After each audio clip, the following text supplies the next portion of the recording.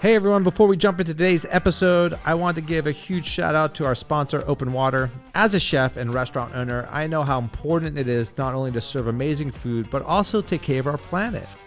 Open Water makes that easier with their eco-friendly bottled water packaged in 100% recyclable aluminum bottles, helping to reduce the plastic waste. What's even cooler? Open Water is a female-owned company leading the way in sustainability, something we can all get behind. And here's the best part. They're giving our listeners 20% off. Just use promo code INTHEWEEDS at checkout. So whether you're hydrating your team or stocking up for your restaurant, make the switch to Open Water. Delicious water, a healthier planet, and great discount. Cheers to that. All right, I'd like to give a big shout out to our sponsors, Saltwerk. You can check them out at saltwerk.com. You ever wonder what a pinch of Iceland would taste like? Well, you have it now in the most sustainable, flaky sea salt in the world. I've actually traveled to Iceland. Their geothermal powered island is beautiful. There's just a sense of freshness in the air over there. And it translates to this salt. I love this salt. It's delicious. It's the most sustainable.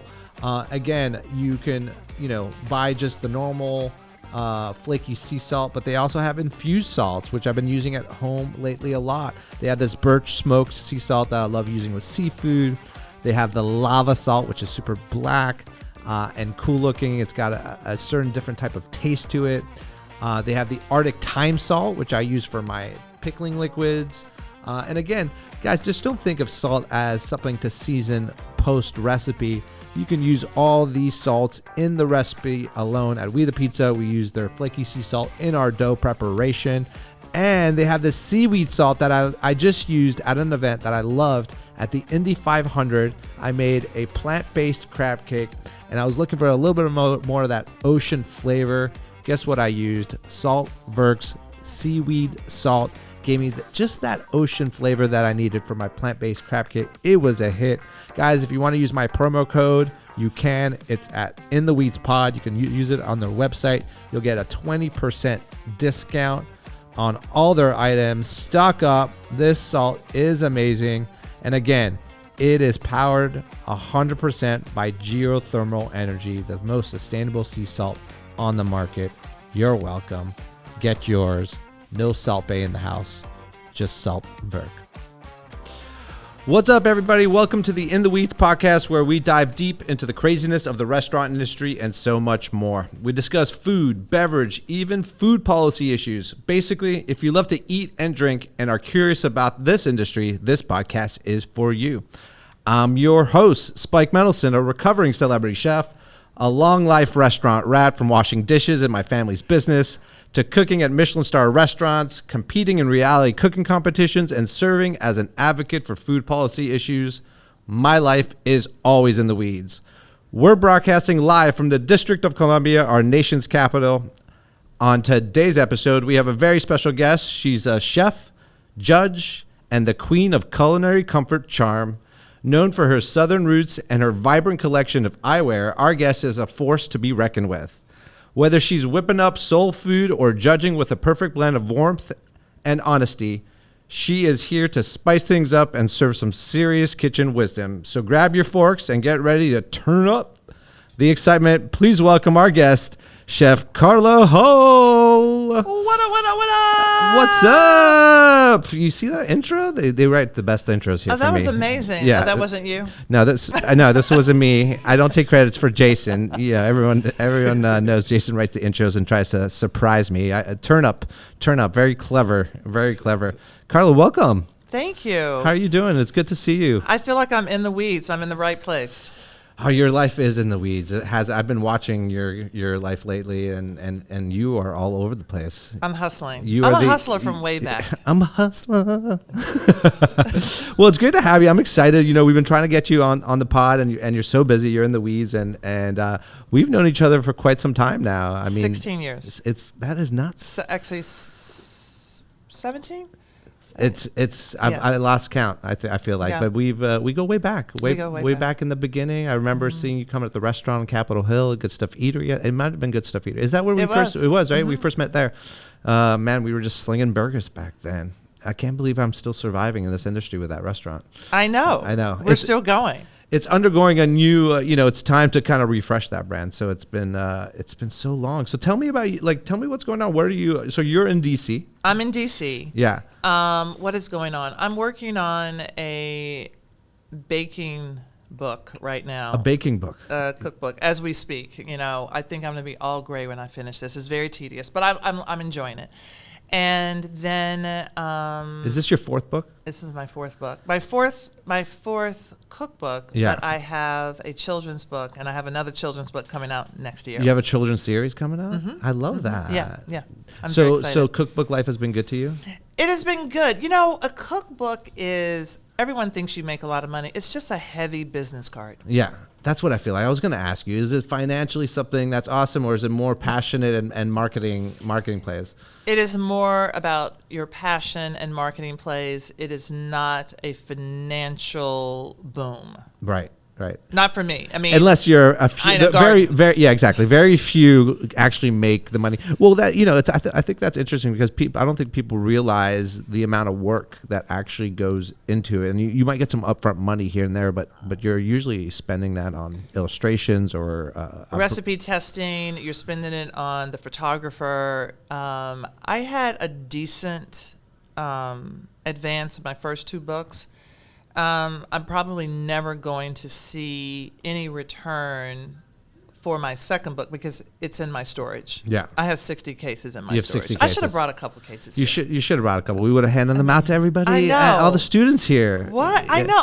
I can still do that. Yeah, we could still do that for sure. Don't you love that we record here at DCCK? I mean, I know you've been passionate about this place. We're about to host the food fight together. It's coming up tomorrow. Yeah, I'm really excited. This place is incredible. Yeah. And when we used to be downtown, and everyone is growing up. And I think when you talk about food policy and how things have changed and how people feel or want to feel connected to their food, this place honestly signifies that. Yeah. And I can't believe Food Fight is tomorrow, which will be exciting and fun and unpredictable. We're gonna get wild.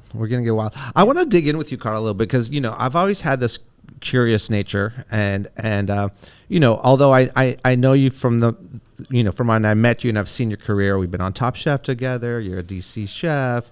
I can call you chef, right? Because sometimes you want to push back on that. I know I do. I mean, I went to culinary school. I'm not chefing. I'm not at the helm of any kitchen. But. Yeah, but I think it's funny because I feel I have this conversation with a lot of chefs, whether they want to be called chef or they don't want to be called. Yeah. And most, some people would say you have to be running a restaurant to be chef. And I completely disagree with that. And that's why I always say, no, like you're trained, you know food, you love food, you cook for people, you're a chef. You don't need operating restaurants to be called a chef. That's right. I'll own that, especially since people are at home making, I don't know, baked chicken and calling themselves chef. Yeah, do you see all the internet viral chefs on the internet, right? Like, thank you for giving me permission to call myself chef.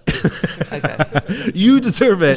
So, but where did I want to go back to your a little bit of your childhood and a little bit of your upbringing with your folks and what that looked like, and were you always into food or entertaining, or what was growing up like in the Carla house? I grew up in Nashville, Tennessee. Yeah. I did not cook. I loved food. I mean, I was the kid who would eat an entire bag of oranges because as soon as I liked something, I just exhaust it until I don't want it anymore, and then I won't eat it for a year. But I loved food. I loved my grandmother's food, both grandmothers, Freddie Mae and Thelma. My mother cooked 5 things. One of the things that she made that I love to this very day is her meatloaf. So I love meatloaf. But I didn't cook. I didn't start cooking until I was in my 20s. Okay. Yeah. But you loved eating. I loved to eat. Yeah, you loved eating. And the cuisine at home was like Southern influence. It was Southern, but it was a lighter version of Southern. I think,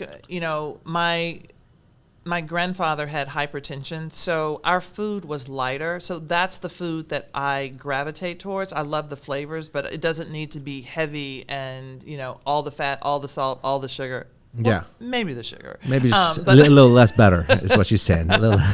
But I, and that's what soul food came out of that. Yeah. Every day and celebration. But really growing up, it was about the food memories, and because I didn't cook, my cooking inspiration comes from those memories. So I'm doing it from my memories of taste, yes, not from recipes and doing it at home in the kitchen. So did your grandmothers let you help out? Did you? No, I didn't help. You never get help. No, I never helped. You just ate. I just ate. No, I didn't. Where's the meatloaf? Exactly. When I cooked for a badge for Girl Scouts. Okay. Yeah, one of those badges. I remember. Yeah, I got the badge, yeah. And I didn't even get the food because I was doing some kid's hair so she could come and eat the food, and it was gone when I got there. You had to get those badges. Yeah. That's when I cooked, and that was around 12, 11 years old. And then I didn't really cook again until I remember cooking a little bit in college, and that's the first time that I realized that everybody doesn't break their spaghetti up like rice-a-roni like my mother did. I mean, she was breaking it so small. I'm like, I never had... she would just snap it. What, snap? No, it's like snap, snap, snap. I mean, it was snapping a few times. Yeah. That the first time that I had macaroni, like full unsnapped macaroni was in college. Wow. And you were like, what is going on? How do I eat this? And people are like, you take a spoon. Well, no, how do you cook it? How do you cook it first? I mean, wait. Yeah. It goes in the pot and half of it's sticking up. I'm like, oh my God, what? So that was that, Yeah. And then I noticed now with my mom, she cuts all of her food small. So I didn't know that, you don't know. Yeah. It gets passed on. That's interesting how things happen. What was special? I mean, I'm a meatloaf connoisseur. I mean, watch out if Spike Mendelsohn walks into your restaurant and there's meatloaf on the menu, because I'll order it. Oh, I will order it too. I will order a meatloaf above like steaks, or if I see it there, like meatloaf and a mashed potato with gravy. What? Is it no? You can't do mashed. No. Oh, you can't. I can't. Okay, I was about to say. Did I just say? I'm like, yes. Yeah. So what made your grandmother so special? My mother's meatloaf. Oh, mother's meatloaf. It was moist, and it had that sort of spicy tomato glaze on it. And then she would have the mashed potatoes, and she would push our green peas, like the buttered peas, which I love. You all know I love peas, into the mashed potatoes. So the butter would be coming, spilling over the mashed potatoes with those green peas sitting in the middle like a volcano. Loved it. And I have had a meatloaf. Was it the Marshall in New York? Oh, the Marshall in New York. I know exactly what you're talking about. Right, they have that sandwich. Oh, yes. The meatloaf sandwich, and they grind it, and it's like a meatloaf Reuben. I know. I ordered that thing, and there were 5 of us. And in my head, I'm like, oh, I should share this. And then I took a bite, and I started laughing because I said, I'm not going to share it. I had my own little conversation about this. I said, I'm not going to share this. And I took another bite. And I was laughing, and then all of a sudden I was crying because it was so good. And then everybody's looking at me like it looks a little manic when someone starts laughing, then they're crying, and there's a meatloaf sandwich in hand. And it was so incredibly good. And I think that's when I realized, I used to talk about my mother not cooking, but when I had that meatloaf sandwich, I said she still gave me these memories that affect me to this very day. Oh, yes. And that's what I love about food. Mm-hmm. Right? Those memories that you could take on with you. I mean, I have many of those. You know my family. I come from a family full of chefs. Being in your house, I just want to say, going to your house for dinner is a whole experience. Totally. I'm the most quiet one right out of the bunch. Yes. If you can imagine that, I'm fighting for words in my family. You didn't even talk, but I understood why. But it is a cultural experience. It is a familiar experience, and it is so wonderful, and you just leave happy. Oh, well, we love having you, first of all, and that's what we love doing. We love, food in my family is always, I always say I'm one of the lucky ones, because I grew up with food on the table. It always brought us together. It was always homemade food, and it just inspired conversations. I come from a big Greek family, and it wasn't until I started working in my parents' restaurant and doing community work that I didn't realize not everyone gets food on the table like that, right? And it felt very special at a very young age, and I've always made it, my life's work to try to improve food for others, right? You know, even sitting here at DC Central Kitchen and all the initiatives we get involved with as chefs, it's always to promote, hey, food is often treated as a privilege in this country when it should be a human right? So it's like, so we love that. We love that. But tell me, I want to, so you're 21, you've just, had your first actual spaghetti in college, I'm sorry, not 21. I was 18. 18, sorry, 18. Sorry, 18. It was the beginning of college. Yeah. Freshman year. There we go. I don't have any gauge there. So how did you, what were you aspiring to be? We have a lot of guests on this show. It's funny how chefs just, people just fall into becoming a chef sometimes. It's never, now people much more set out to become a chef because there's culinary schools. But I think for us, it was more of like a pivot from something else that we were thinking about doing, right? Oh, 100%. It was absolutely. You say that I didn't fall into it. It was sort of a slow slip. Yeah, a slow slip. Okay, I like that better. Tell me about the slow slip. Slow slip. So I loved food. I was a terrible cook. The first thing that I made when I had my apartment was a tomato soup, and it was made with like 4 cans of tomato paste. I mean, okay, yeah. Oh, yeah. Ooh. I mean, it was bad. It was really bad. And my friends were like, okay, let's go out to eat. Okay. And then I worked for Price Waterhouse, so I wanted to be an actor. That's what I wanted to do. I still want to do that, by the way. I think you are. doing a lot of acting in am. life, and to a certain degree, right? I'm manifesting that. Yeah. So I hated my accounting job. So I was a CPA, worked for Price Waterhouse. I was in Tampa, Florida. And I quit, and I ended up moving to Paris to model, as you do. And then it was there that I sort of fell into food. And it wasn't because I wanted to cook. I was around a bunch of people who were talking about the recipes that they had in their families, and they were like, oh, my mother makes macaroni and cheese like this. And another girl would say, my mother makes it like this. I'm like, oh my God, I have that at least once a week, and I have no idea how it's made. And I didn't like not knowing.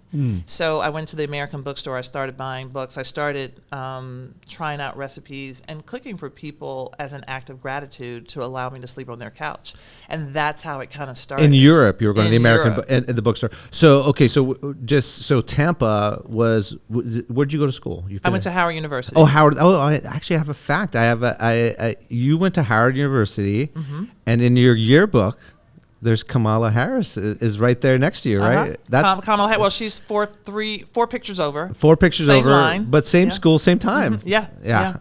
That's pretty crazy. It's pretty crazy. I mean, it's pretty cool. Fresh off of an election that some didn't see, that aren't too happy about. Listen, like, America will move forward one way or the other, and we will still have our jobs. We will still have our jobs, and we will still be able to. Everyone eats. Everyone eats. Honestly, we could probably sell a lot of comfort food right now. Yes. Listen, it's funny you say that, because in 2008, when the first recession happened, we at the Mendelsohn household decided to open our first fast casual restaurant for that exact idea, that we felt that people were looking for comfort food. People needed value and needed to afford a cheaper version of food that was elevated. And that's why we opened up Fast Casuals in 2008. Interesting. It's funny because I've been going back and forth with your sister about going into business, and I was like, that's it. I'm not going to do it now. Dude, now is the time. Now may be the time. Now is the right moment. You definitely, there's, we can't talk too much about it, but Carla may be joining forces with my sister to the Sunnyside group. We'll see what happens. Yeah, we'll see. We will see what happens. You may, well, you made another announcement too, aren't you? You're opening up a place in DC, right? Yeah, that's for the NAACP headquarters, which is at the Reeve Center at 14th and U. But that will not open until 2028. So, okay. There's a lot of time there. And do you know what you're doing there? Like, or you have an idea of what you want to do there? Or? I have no idea. I mean, it's moving so slowly. The NAACP is really making this a sustainable building and all of the things, and a living garden. So they're really trying to be forward thinking in what this building looks like. Yeah. And so while they figure that out, the rest of us are just sort of on hold. But I'm kind of excited. I do want it to be food that feels like my show, Chasing Flavor, but almost like Southern food, but with a little African Caribbean twist. Because one of the things that I wanted to do that no one knows, and COVID sort of put a pin in it, was to create a new aisle at the grocery store. Ooh. And I wanted to do, and I'm saying it now, but not because I'm doing it, but I'm hoping that somebody will do it. Yes. That's how most things happen. Just throw them out there. And But it would have been an African heritage aisle. And I think it will teach people to appreciate their culture from the Caribbean and Africa and African Americans, how to eat and bring all of these different ingredients together and show us that it's not just soul food as we know it in this country. that's right. That's all. Well, I mean, that makes sense to me. You have a Hispanic aisle, you have the Asian aisle, you have also, so I think that completely makes sense. How would you go about getting that done? Is it, Well, you would have to start. You would have to have a partner in a particular grocery store, and pretty much a grocery store that's trying to change their face, and maybe things are a little rocky, and they're like, "Hey, we're going to do something new." Yeah, maybe Whole Foods might be, maybe. Well, Whole Foods, but Whole Foods is already established. Yeah. You kind of need somebody who's coming in that's sort of like, "Oh my gosh, we're broken, and we're going to come back with something bigger and better and really different." Yeah. Because it's an entire aisle. It's an entire aisle. So that's you don't a want it lot. just like a section. You want like an entire aisle. Yeah, I mean, well, we could share it with the other folks, but you know. Or just go full on, just like an H Mart kind of style, right, or something there like that. There you go, like an Italy for like an Italy. Get the get some of your and we had Eric Ajapong on here. He seems to be very involved in bringing soul food forward and stuff. So he has a great children's book as well. He does. I know. My son was reading it the other night. He reads it like maybe every couple weeks. He'll bust it out, and I was like, that's my buddy, and he'll be like, I know, Dad. That's why I'm reading it. I'm like, all right. All right. So wait, Howard University, among vice presidents at that, and you went to, was it accounting there that you graduated? Yeah. I majored in accounting. And so that's what your interest was, or, I liked my accounting teacher. I was good at math. I did it. So you did it, and then you wanted to get out of it. And then you went to Europe. Was that your first time in Europe as Paris for modeling, or? No, I mean, I'd been there. Yeah. I mean, as a vacationing after, I can't remember. I think I went in 8th grade or something. Okay. I was in Spain and Paris. We went in 8th grade. But this was my first time by myself, and it was life-changing. And I think that people really should travel. I used to say that people really should travel outside of the U.S., but honestly, now I'm going to say people should travel within the U.S. Within the U.S., because we have a huge country and we don't know each other. Yeah. And so I know I'm terrible at segues, but it reminds me of this recipe that I'm doing, and it's a sweet pumpkin pie. No longer am I going to say, is it pumpkin or is it sweet potato? I'm bringing the two together. This is how I'm going to bring the country together. I like it. Okay, with the sweet pumpkin pie. But I love this idea. Yeah. You've made this before? Yes. Okay. Yes. That makes sense to me. It's delicious. That makes it. So Europe. Can you tell me a little bit about the modeling? Because I don't think I knew about that, but it totally makes sense. I mean, look at you, tall, beautiful, stylish. Yeah, I mean, it wasn't what I wanted to do. It was a move to figure out what I wanted to do, and I knew I didn't want to hate my job at 40. And so I was willing, and even though it sounds crazy just to go to another country, you don't know anybody, you don't necessarily speak the language, and but that was less scary than hating my job. Vous parlez un petit peu français? Je n'ai pas français. Oh, ben c'est bien. Tu parles français. Oh, I have the same feels about Paris and all of France. I mean, I was there, I was there young for externship, and it really, as you know, I grew up in the restaurant industry, but you could be very jaded growing up as a kid, like myself, in the restaurant industry. You're just like washing dishes, you're working the south, you're working all these stations as a kid, and you're like, this is not glorified. This sucks. Your friends are on the weekends on jet skis, and you're like sitting at the restaurant with your parents, right? And so for me, like the life of the restaurant wasn't glorified. There wasn't any celebrity status about it. But when I went to France, I fell in love with the people, with their passion towards food. Do you know what I mean? That it was just amazing to me, just the sourcing stories, and just as far as like, we get our escargots from this small little place, and we harvest them once a year, and then we'll freeze them so we can have them all year round. And it was just like small little sourcing stories that it gave me an outlook on food that I had never had in the United States. I think we've come a long way since I was 18 years old, 19 here. Now we talk so much about sourcing. You just said it yourself. You don't have to go to Europe. Travel throughout America. There's a lot of fun places to go and discover, and especially if you love food. So, I love that. So yeah, I love that. And I tell you, I had a particular moment. So it was France, it was Paris, and then it was Milan. And I remember being in Milan and having my first slice of pizza. And I was sharing it with another model friend, Rosalind Johnson. And we told the guy, hey, we want to split it. So we took these scissors and cut it in half. We were like, whoa, like that was amazing. Honestly, when I had that pizza, the crust was so good. It was like yeasty and slightly salted. And then the tomato sauce was tangy, and the cheese was fresh, and there was fresh basil. As far as I'm concerned, that was the first time I had pizza. Yeah. I don't know what I was having before then. Right. It wasn't this. It was really an out-of-body experience, and I for me, that's when I felt like, oh my gosh, food is amazing, and you can travel. And whenever I think about that pizza, I'm catapulted to that little spot. Yeah, you know, and that's what food does. Yeah, it always amazes me on those small little experiences that you can have abroad or in the United States that can shape a lot of the rest of your life, because you always kind of go back to them, some of these food memories, right? And that's what I love about this industry. All right, you're in Europe, you're going to bookstores, you're getting interested, you're tasting delicious food, your palate is getting excited.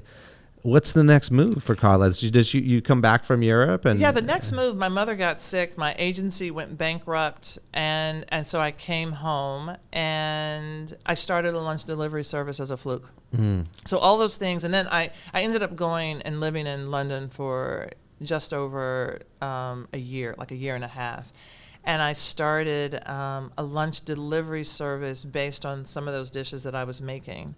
And when I say I started it as a fluke, a friend said, hey, maybe you can come to my office and bring some food, because I had these leftover things that I'd made for my sister's baby shower.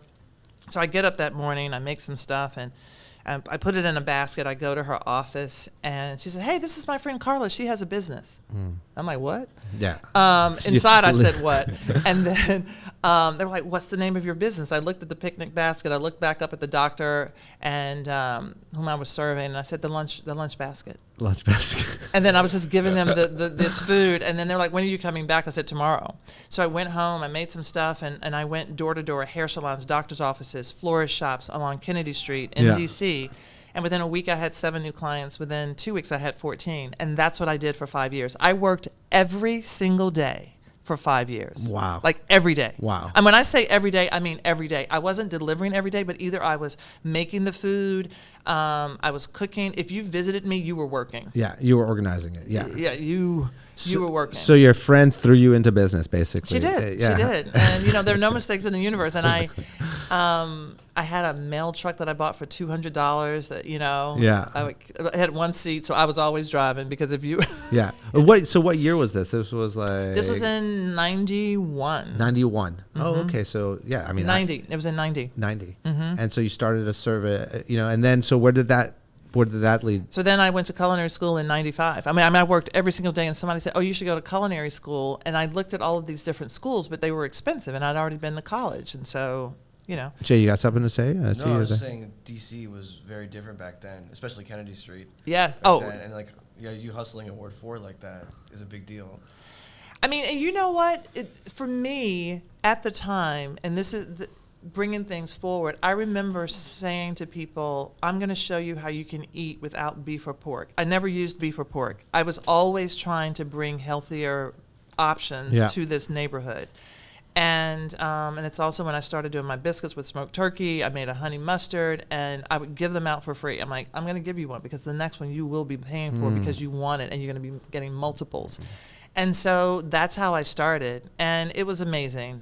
And then I went to culinary school. But I remember one of the guys in the barbershop that I served, He was like, "You're such a hustler," and I was so offended. Now I wear that like a badge of honor. First thing you said when you walked in, you're like, a hustle, I'm a hustler. What was it about the hustler? You didn't feel like that was a great word to describe? Well, I think because I had been to college and I felt like, well, no, I had a great job. I quit. I was reinventing myself. I didn't see it as hustling. Yeah. I saw it as strategic moves in my career. Yeah. But my thing is, and especially today, when people say, "I see you everywhere," I'm like, I can create a job. Yeah. I can quit today, and Yeah. I can create a job. Yes. And I have that power. And so during the pandemic, I created a job. Yeah. Doesn't that feel so good just as a human being, knowing that you can create a job? It's empowering. I think it's one of the most empowering things, and I hope everybody is able to get that feeling out of life. Is like, hey, when everything's against me, I could take a sidestep here and create a job. Anywhere in the world, really, right? Anywhere in the world. Anywhere in the world. I love that. So, all right. So you are hustling in DC in the early '90s. You're killing it. What is the food? I mean, apart from the no pork and no beef, what was the style? Was it Southern Comfort? You said you took inspiration from London. I took inspiration. So I would make scones. I had a curry chicken salad that the Coronation chicken salad that I ate in London. They love that chicken. Right, they love that curry. They love that curry chicken salad. I did. I remember I was getting the croissants from Costco, but I would do wraps. I did like a confetti tuna salad that was like the tuna with all kinds of vegetables and a pita. I did smoked turkey. My honey mustard was not made with Dijon mustard. It was like honey. It was like yellow mustard because I'm from the South. Come on, yellow mustard, honey, and mayonnaise. So it was like. Don't mess up the honey mustard, all right? Okay. Did you have a team working for you? Well, okay, let's talk about the team. Yeah. It was really me, a lot of volunteers. I ended up going out. I was Jobs for the Homeless. I worked from that organization, bringing people in. One lady named Nadia, I'm like, hey, come live with me, because I was living in my sister's house. It was just me. And even though it was a big old house, she slept outside. She was like, I don't have the consciousness to sleep inside. I mean, honestly. Yeah. So sometimes you don't realize when people are unhoused, it's a whole other thing to get them housed. Big time. Mentally, Yeah. And so there was a woman who lived next door to me. I brought her in. So it was a revolving door. I had a lot of people coming in. People stole from me. I'm like, but I just kept going. Talk about that, though, a little bit. I think it's an interesting point. When people are unhoused, they're very reluctant to become housed. It's a huge issue we deal with. DC Central Kitchen gets involved with a lot of that. But what unpack that a little bit. So I knew that I wanted to work with people. One of the things that has been a through line, and I'm realizing it now, to empower people, to give people a job. If I can create for myself, I can help you create for yourself. And so I worked with a lot of people who were unhoused, and to hopefully empower them to come in and work, make sandwiches, and go out and deliver. I was not qualified to understand at that time, to understand. So this woman, Nadia, who I said, well, I have this whole house. You can stay here. You can stay in the basement. You can have your own space. And for her, she was like, no. I woke up one morning, I'm like, where is she? She was sleeping outside. And I think she didn't stay much longer with me after that, because I think she thought I was pushing her to a place that she didn't want to be. And I didn't understand it. And sometimes you have to meet someone where they are, not where your consciousness is. Yes. And that is the biggest thing. Yes. Those are deep thoughts right there. I think sometimes we look at solving certain issues in our communities as like a blanketed, like, we have this big thing, it's going to solve everything, but it's very individualized. Yes. Right. A lot of this stuff is, so you have to kind of really understand what the person is going through, and then try to help and meet them where they are. Yeah. Right. Is what you said. All right. So so now you're like, all right, I need to go to culinary school. Is it, what was that thought process? Because, culinary school, did you have to give up the catering job to go to culinary school? You balance both? Dude, I was doing it on the hustle, side. Come on. Yeah. What? Side hustle. It was a side hustle. I had somebody doing it. It's like, so for me, I felt like I had the experience. Culinary school was going to give me the theory. Yeah. So, and putting those two together, I felt like I would be unstoppable. I want to understand why things worked. I mean, at this point, I was, with the lunch bunch, I was cooking from magazines that I was finding in the grocery store waiting in line. Yeah. You know, I'd get the appetizer, the Better Homes and Gardens Oh, yeah. appetizer magazine, and I still have like 5 of those. I Yeah. would go through and do my little food. So it was really about theory. Another person that I was getting their books was Martha Stewart. I was just about to ask you about Martha Stewart. I was Yeah. like, did you just watch her documentary on Netflix? I did. I mean, talk about a hustler. It's a, Yo, this woman, first billionaire, self-made billionaire in America. Maybe, I don't even know, maybe the world, I don't know. But I mean, this woman is, her story is, I knew about her story, but you forget. You forget a little bit, and it's what a fresh reminder of what it's like to grow your own business as a woman back then in America, and then be basically exiled for some dumbass reasons, to be honest with you. Yeah. Only to build yourself back up. It was Because she's a hustler. She's a hustler. She can create a job. I know. At the end of the day, I Yeah. don't care if you are a billionaire, if you are an hourly worker, if you can create a job, Yeah. you can get to the next step. And one of the things that I liked about her, one, she was catering, and it wasn't even about, it was about her being a woman and being a caterer. And then I would look at her book and I'm like, oh, this is beautiful, because I'm Taurus and I'm all about aesthetics. So, that drove me to push forward and do these different things. And I would just go and find jobs. The thing was, when it got really hairy, was getting paid for said jobs. Because when you are working and you get this government, well, it's not really an RFP, but Yeah, they could be called. Yeah, Well, okay. yeah. RFPs. you don't get paid for a couple months, Yeah. 3 months, and You I'm can like, just- where's my money? Yeah. Right? Because Yeah. I already borrowed from Peter, and now Paul is asking for his money, and y'all are in the middle with a bill of sales that you haven't paid. Right. So, I mean, that was really hard. And so I learned a lot about, getting paid, what am I worth? I'm in business to make a profit, not to just make money. A lot of people, when they're in business, are like, oh my gosh, I'm going to make some money, but are you making a profit? Right. So that's when the accounting came back too. But That came back to help out. It's funny. I was watching the documentary and I knew you were coming on the podcast, and I was like, man, there's some fun little similarities on like how you're hustling, how she hustled, and she modeled. and she modeled, and she got out there. She did the TV stuff, and we'll talk about the all of the, you were on the Chew, and it's just entertaining, right? People are looking for that, and I mean, how does it feel as an African American woman in this space? Like, do you feel you have to work 100x harder? I feel like we're getting to a point where you're seeing a lot of African American chefs have big moments, right? Whether it's Kwame, Eric Ajapong, just to name a few. There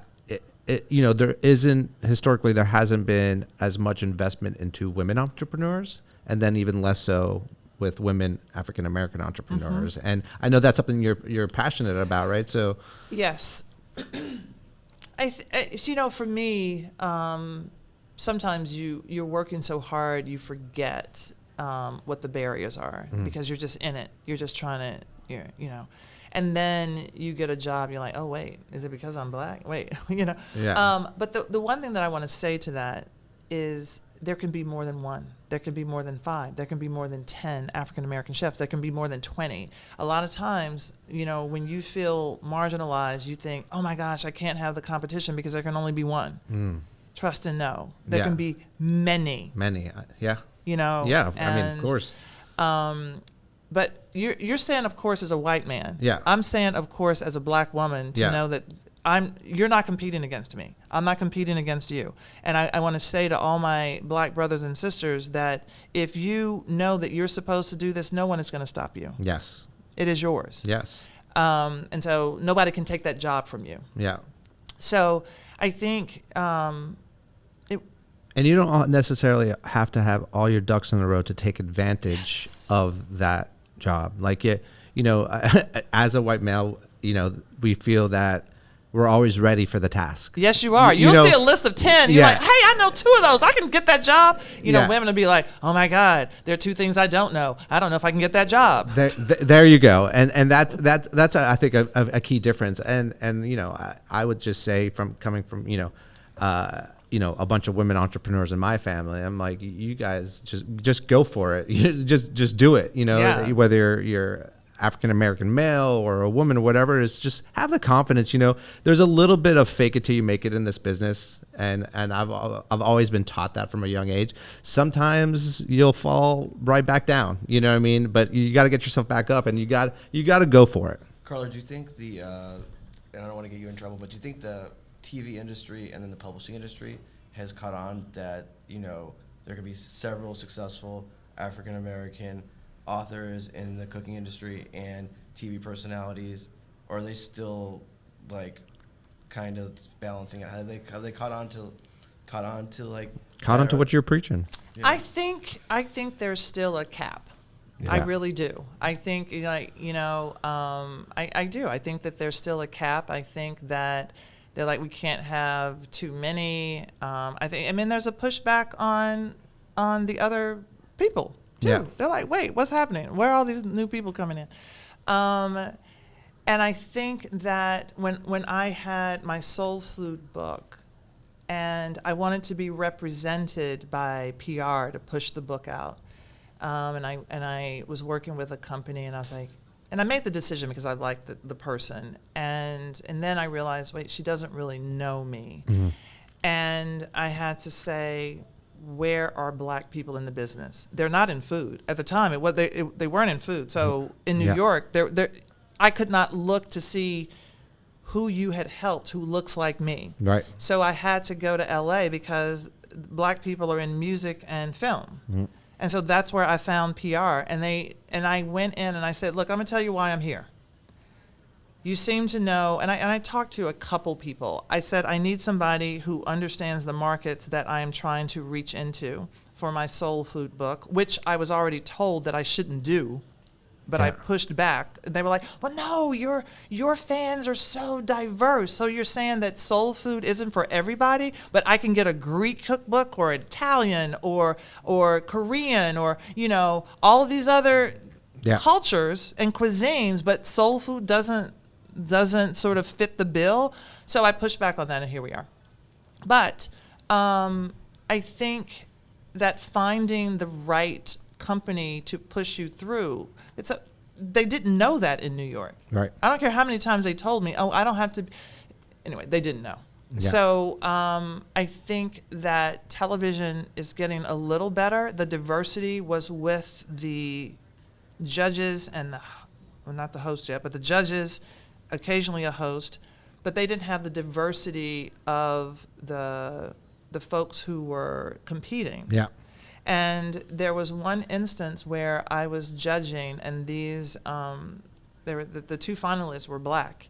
And one of the judges, who happened to be Italian, said, it was for a particular holiday, and they were saying, well, when? So politically correct. I love her in DC. I love her. She's DC trained. When would you have this at this meal? And they're speaking from their experience. And I turned to them, I was like, when was the last time you had soul food at this meal? Yeah. But they hadn't. Had I not been there were 3 other Italians. Yeah. Had I not been there, they would have written them off. Right. So I said, it's not enough just to have the diversity competing. You have to have the diversity, hosting. You have the diversity. Judging, hosting. Judging. But in the board, cameras, producers, it has to be diverse. Yeah. And not just black and white, everybody, because everybody is bringing a different perspective. I think, especially on television with Food Network, they've gotten better with having different people who compete. And one of the things as a judge I always do, if I don't know the dish, I'm like, describe this to me, how it fits into your culture. Help me to understand what I'm tasting, because I don't know. Right. Yeah. No, it's absolutely a great way to look at it. So how many times in your career it has to be hard to sometimes listen to your own opinion to push your own brand or business forward, right? I mean, we tend to surround ourselves by whether it's PR or agents or managers, right? And so how often have you found in your career that you can't listen to all that professional noise and you really have to go with your gut? All my team knows. Yeah, right? It's gut or nothing. Right. My team even says, Carla, what's your gut? Yeah. I mean, this is how I move through. I was reading a book, Don't Believe What You Think. And there is a difference between thinking and having a thought. When you have a thought that floats into your head, when you are clear and your intentions are clear, that is the thing that, and I don't mean some crazy person. Okay, sorry. Yeah. But it's more your intuition that sort of comes in, and that's probably the direction that you should go. Because when you're overthinking things and you're trying to fix stuff, and that is not the right place. But for me, I really try to be clear, like intuitively, this is what I think, and they trust that. Yeah. And that's also what I as a fan of you, as a friend, I've loved, and tell me if I'm wrong, and I don't believe you've sat down in a room and ever said, hey, what's my brand? Right? No. Right. I think you've led with authenticity as your brand. Right. And I think that's basically what Carla Hall is authenticity. Right. And tell me if I'm wrong, but so many people say, hey, how did you figure out your brand, or who did you get to work on your brand with you, and I think we're similar to where maybe I'm just oblivious. I've never had those conversations with people. It seems to have worked out, so far. I mean, it could always be better, but it's at least I'm happy. Well, that's exactly it. And I think people, when you're doing what you're meant to do, it will come to you. But that's the overthinking that I'm talking about. Like, what is your brand? What do I do? I'm going to look at you and I'm going to try to figure out what my life is. And it's not going to be the same for you. Also realizing I was 44 years old when I did Top Chef. I want to get into that. I was 44. Okay. I'm 60 now. Yeah. And by the way, and you still look 44. How do you do it? No, I actually biologically, the doctor said I'm 50. But okay. Who's celebrating? I'm celebrating. Okay, I'm celebrating.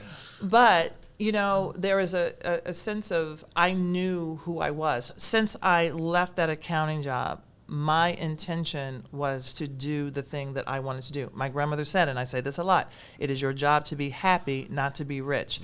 A lot of times you have to understand what your motives are. Yeah. If your motives are to be rich, to be seen, to push down, or do all these other things that aren't coming from a good place, then it's not sustainable. It's not sustainable. It's like, I was going to say, just like you're a better version of yourself now than you were, during 2008.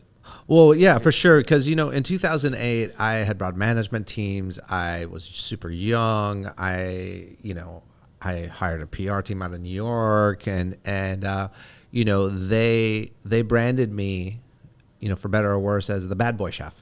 Right. And that was my brand. And it was maybe because I was a little bit, on Top Chef, I was a little, I wasn't like a full blown villain, but I had some moments. And it was, at the time I was totally into it, wear black leathers, black shirt, and go to these events, be the bad boy chef, play up the role. But along the line, I to your point, I felt like, oh, wait a second, like, what am I doing? Like, this is not really authentically who I am, and of course I grew up like idolizing Anthony Bourdain, reading all his books. I thought he had a little bit of edge. You can say he was a bad boy chef to some degree. Mm-hmm. But for me, it worked until it really didn't, because it wasn't sustainable. But because you're matured. Yeah. I think when you look at yourself, you look at some of these older chefs, it's maturity. Yeah. When I look at Elon Hall, yeah. When I look at Marcel, there is a sense of maturity. And this is what I don't understand in this country. We have to start celebrating our age and our wisdom. Because as women age, post-menopause, Yeah. we are wise and we are calmer. And I don't want to be 30 years old anymore. Yeah. I don't even want to be 55. Yeah. Right? I am so happy about where I am. And the bucket of fuckets gets bigger. And I feel like I am in a place to write new chapters at this time. And I know you're going to go backwards, and because I jumped ahead, because now I'm 60, and on your paper, I'm still 42. Listen, you're 42 forever right now in my paper. But I only go backwards because I know people want to know and follow along. It's funny you bring up Marcel and Elon. Obviously Marcel was one of my closest friends. Mm-hmm. Elon is a very close friend. And whenever I see them on socials or whenever I see them marketing, like I can say also, I was like, wow, these guys have developed, right? And Elon is happy. He's traveling with his son. He's cooking himself meals. He loves cooking the seafood dishes. And Marcel is like really coming into his own as well. He just won a huge show on Food Network. Yeah, do you know what I mean? 24 and 24. Yeah, that's right. And he's really coming too. And it does take time for males to get to that point a little bit. It takes us a little bit more time. Well, Jason, I was going to say we're always 10 years behind. Always. In maturity. But can I tell you something? So on Top Chef All-Stars, and I was on a team with Marcel, and I've never had the opportunity to say this to him. I remember looking at him. I saw him. Yeah. I literally saw him 20 years down the road. Yeah. Well, that's not 20, like 10. Yeah. And that was the person that I would speak to. Yeah. Yeah. Regardless of who was telling me what about Marcel, That's right. I saw that person. Yeah. And I think one of my superpowers, I'm going to say, when I see people, I see them outside of who they're showing us. Yeah. Yeah. And I see you down the road, and I'm like, okay, and that's the person I talk to. That's a great superpower to have. I love that. And I went to culinary school with Marcel, so we, him and I would make gnocchi on the weekends and throw the Frisbee. That was kind of our relationship. I knew how authentic it was. Yeah. It was a study for me to see my homie go through Top Chef and go through the editing process, and then, having to deal with it for years, to be honest with you, right? And it was always interesting. It was like this thing that I was like, no, like you guys, I don't think, everyone's talking about foam and this villain, and I'm like, no, you guys don't know. You don't understand. This guy goes like foraging for mushrooms on his day off. Do you know what I mean? Like, so it was an interesting. So how about you? Like, what decided? So culinary school, you're doing, you're doing all the right things. Why Top Chef? Why? Because I feel like I think I've met you through the idea of Top Chef with my sister and you, right? Mm-hmm. I didn't even know the show. You didn't even know the show. I had no idea. Who told you? My husband was watching the show. It was after a long season. I was catering, and he was watching the show. I remember laying on the couch, and it was your season. So season 4 was coming up, but they play all the seasons prior to. So I binged 1 through 3, and then I was watching season 4. I'm like, oh, this is cool. I thought it'd be cool to do, not really thinking I would ever do anything like that. And then a friend was like, you should do it. But she was also a jokester, so she would punk you. So when I got a call about Top Chef, I'm like, I'm not falling for this. You have not punked me, and I didn't answer the phone. And they were like, this is so-and-so calling from Magical Elves. And I'm like, Magical Elves. Yeah. Those little elves. The little elves. And so, because they badgered the name of Les Dames d'Escoffier. So I'm a member of Les Dames d'Escoffier, which is an organization of women in hospitality and food. And the president, Catherine Newell Smith, told them about me, as well as Riss Lacoste. Oh, yeah. Big shout out to Riss. I love her. Best. So I didn't understand because they butchered the name. And so I was like, sure, I'll do it. I'll apply. And then I went to New York. I think I was at CIA to apply because I couldn't do it in the city based on my schedule and everything. And I get there and, I go through the whole thing, and then I do my video. What did you do for your video? Do you remember? Oh, of course. It was so cool. Everyone remembers their submission video. What was it? So I did a whole day in the life of. Okay. So yeah. I get up, and it's pitch black, and I say, good morning. And I said, oh, come around and just spend the day with me. And the next shot, I was down by the Capitol running. And then I was running, and then I went to the next shot. I was in my catering kitchen, and I was making some stuff. I was like, come on, do a round. And then the next shot, I was at home playing Yahtzee, and then I rolled a Yahtzee. I was like, oh my God! It got you the show right there, that roll. And so that was my video. It really, I mean, I really wanted to show who I was. Again, it's about the authenticity. Yeah. And, you know, even when I got married, my name was Scrabble Girl. And I was like, you know, really dweeby and, Yeah. and weirdy. And You got a good Scrabble game. I think so. Yeah. We're gonna have to play. We're gonna have to bust out the Scrabble board next time. But yeah, so that it was all of that, and then so I get there and I leave after the interview, and it was my first cell phone. It's dying. I'm at the train station, and I looked down and said, "Oh, I have a message," but it was 20 minutes before I had to get back on the train to go to DC. And I listened to the message and like, hey, Carla, will you come back to have another interview? I mean, I was 20 minutes from getting on the train. Back on the train, yeah.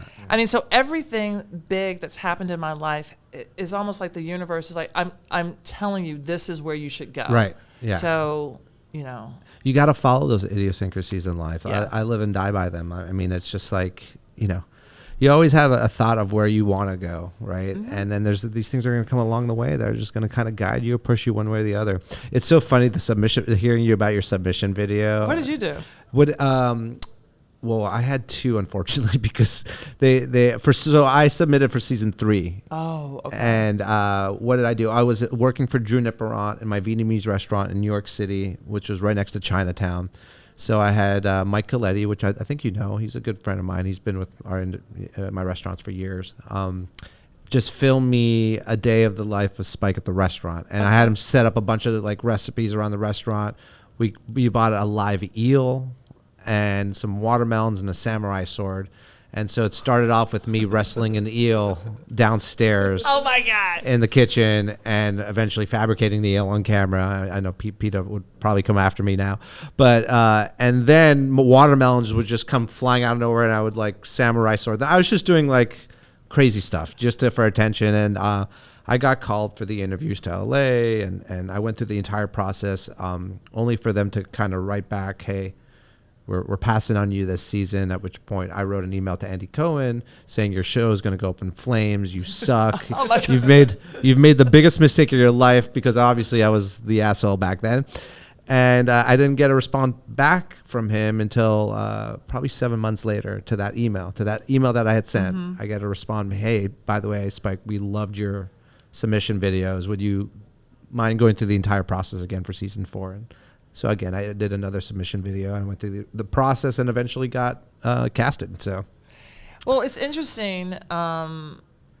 So when I did it the second time, Yeah. All Stars, I really didn't want to do it, and I spoke to you, and you said make it work for you, and I never thought about it that way. I never thought about the show being a business decision. yes. You know, and a lot of people do it. I was like, I just like games, so Yeah. that's Yeah. that's why I did See, it. I have good advice every once in a while, Jason. Come very on. good You know. I don't know about the samurai sword. Yeah, sorry, The yeah. samurai sword was a little wild. A little wild. But you know, I kept saying no, and then the only reason I did All Stars was because I didn't want to cater anymore, and Yeah. I wanted to go on and say I don't cater. Right. Okay, Yeah. I don't cater. I'm making cookies. That's it. Yeah. I don't want to cater. Yeah. That was it. You want to like in a way just reintroduce yourself. Yeah, like Madonna. Yeah, exactly. And I think that's what was important about doing these shows. So like the first show was all about, I don't know what the fuck was happening. You know, Yeah. it's like what, you know, cameras while you're cooking, you know, OTFs, you know, all Oh, that was like therapy for me. I was like, what, child, let me tell you what I'm thinking. Yeah. Yeah, you were so good on the interviews, though. I think that's why America fell in love with you. You were a fan favorite of your Yeah, I was fan seat. favorite. You know, I think like you just did such good, entertaining interviews, and your outlook on the situation at hand, whether it was the challenge or this personality that was, you know, maybe you're butting heads with, or something that happened. It was just, you know, you really narrated the show really well for people. And I think that's why they loved having you there. So Well, let me see. Season 5, It was Fabio. It was fan favorite. Yes. I got fan favorite on All Stars. All All-Stars. So, I mean, of all the best chefs, you got fan favorite on All-Stars is what happened. All Stars was amazing. I got walked kicked in- off early. Yeah, Angela Sosa. You fucking... I'm going to find you one day. No, I love Angela. I love Angela. Oh, my God, his restaurant in Vegas? Tia. Is it Tia? I haven't been there. No, It's in New York or... No, it's in Phoenix. Oh, I haven't been, yeah. Amazing. Yeah, Carmen. No, it's Carmen.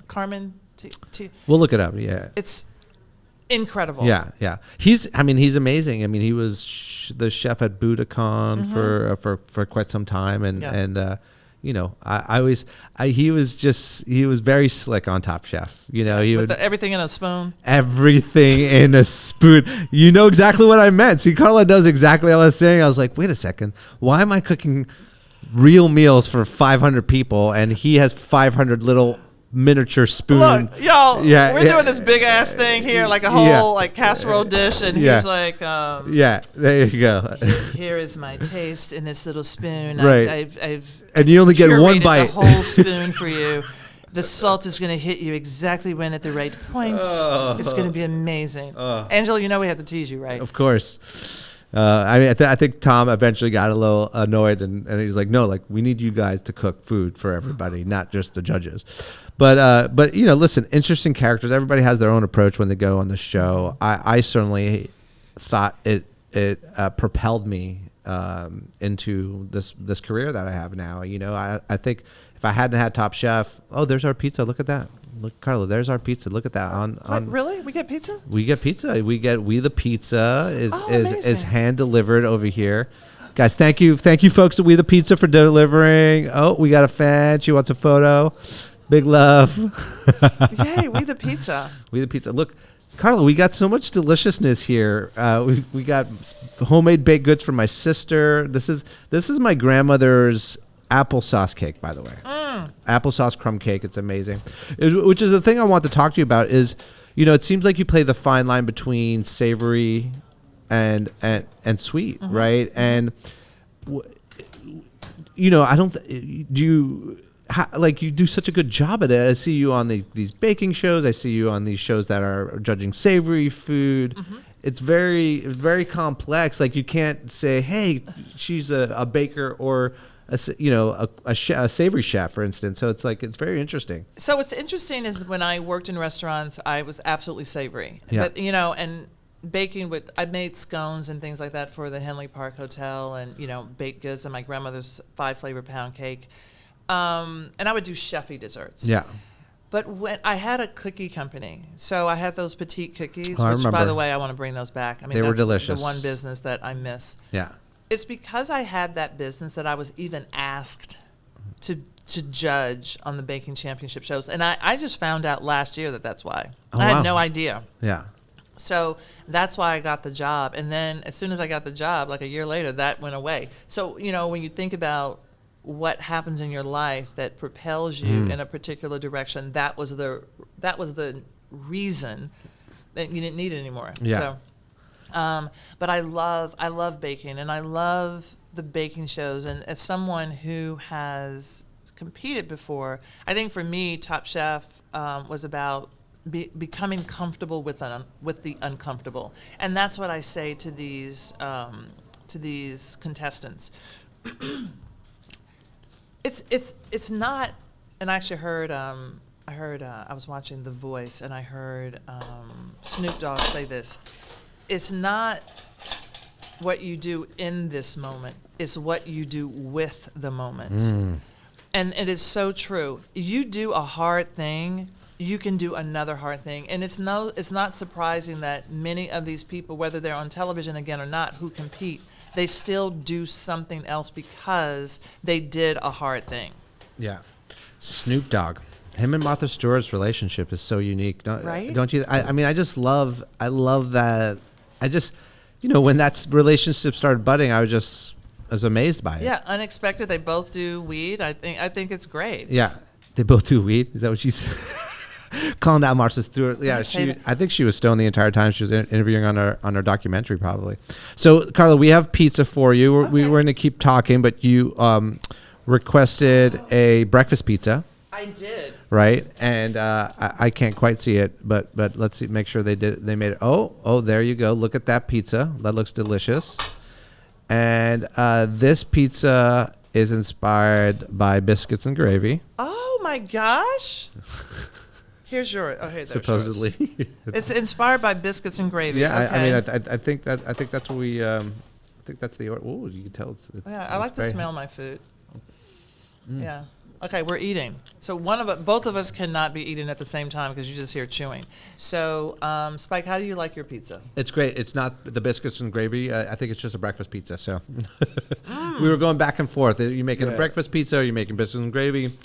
But there's sausage in here. But it tastes more like a breakfast burrito. It does, right? It's got like the salsa on top.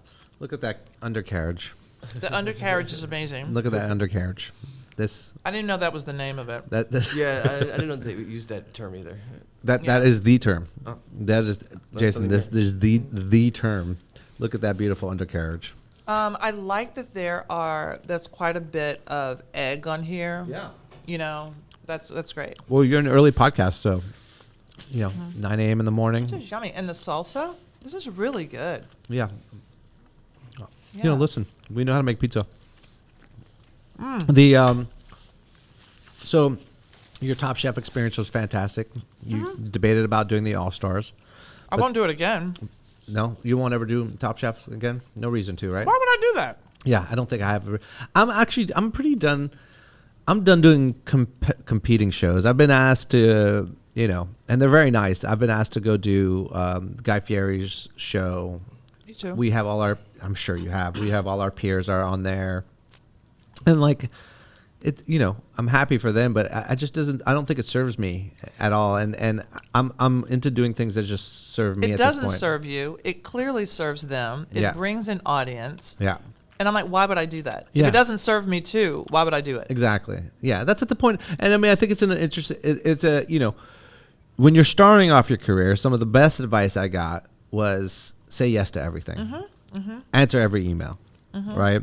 And I lived by that advice for a very long time.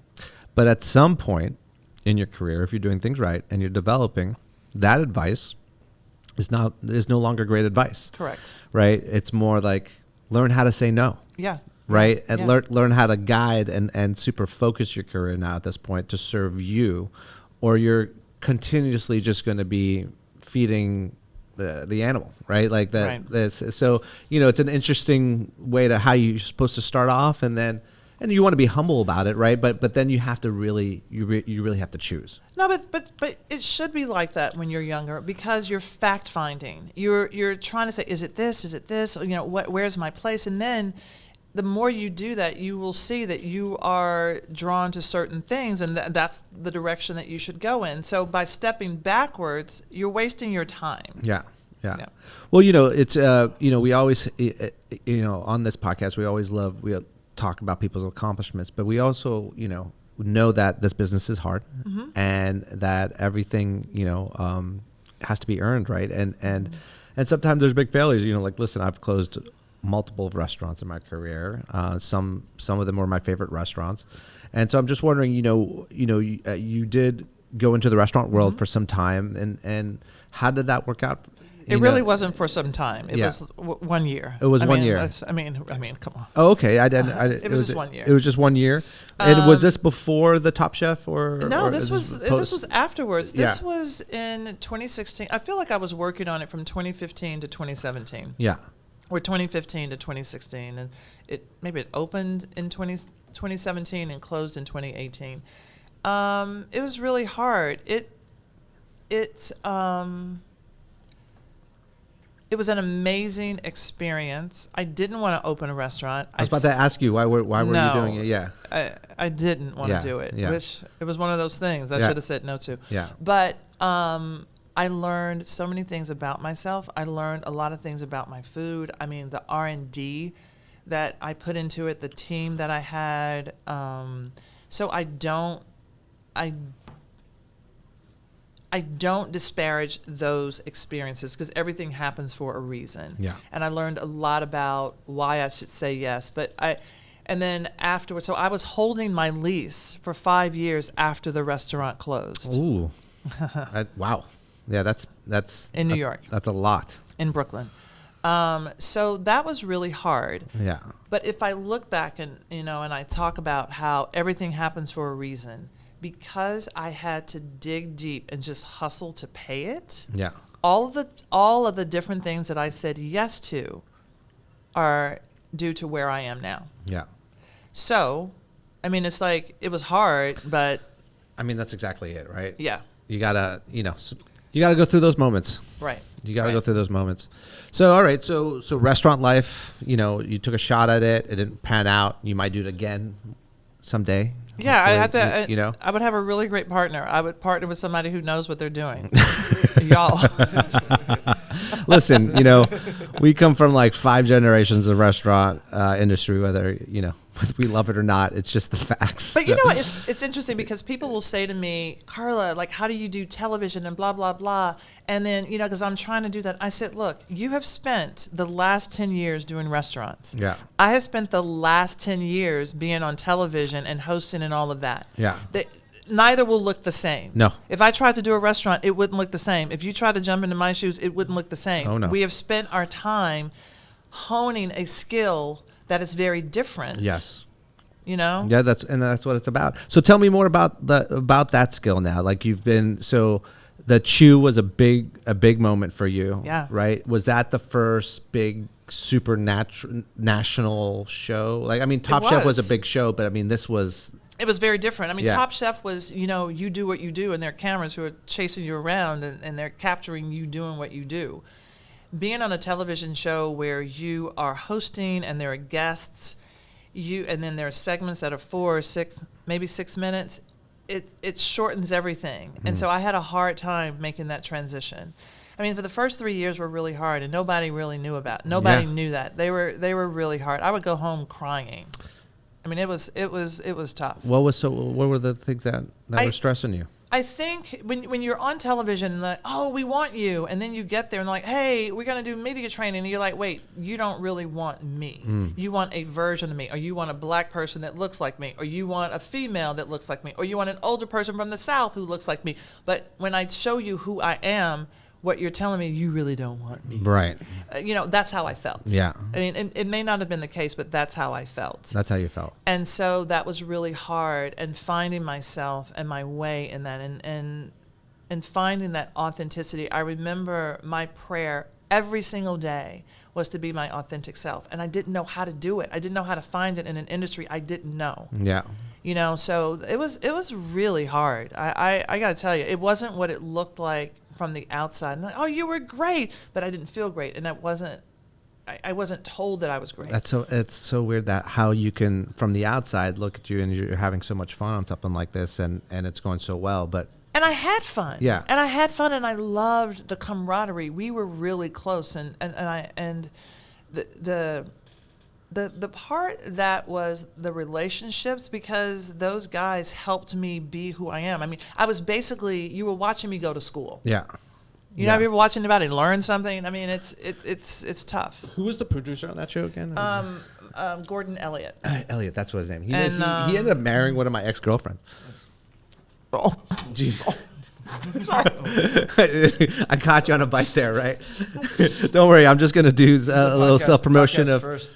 Wait. Choking on. Yeah, we got salt work in the house. I just needed a little extra salt on my pizza, so I'm adding it. You're doing burnt smoked salt. I'm gonna put some on mine. I want a little burnt smoked salt. You know what's cool about this salt? And then we can get back into my ex-girlfriend. Is this salt comes from Iceland, and it's geothermal produced. So it's actually the most sustainable salt on the planet for the planet. I don't know if you've been to Iceland, but it's one of my favorite countries. I took my wife there last year. We had the most amazing time. She loved it so much. She went 6 months right afterwards with her mother. Amazing. She wants to move there. It's a whole thing. We talk about it in the house all the time. I was like, we can't move to Iceland. There's nothing to do. She's like, that's exactly why I want to move to Iceland. It's so desolate. It's the safest place in the world, by the way. Matthew's been there. My husband, he's been there. Has he? Loved it. Yeah. Mm-hmm. I love Matthew. How's he doing? He's doing great. Yeah. He left the FDA and the Office of Biologics. Doesn't that sound boring? Yeah. And then now he's doing yoga, meditation, sound bathing, like healing, which is Sound bathing? absolutely the right time. Yeah, Sound baths? bathing, sound baths. Cody does sound baths. Yeah. Yeah, I've done a sound bath. It's amazing when you talk about like all like your energy just relaxing, because we don't realize all of the stress, especially in this field. Yeah.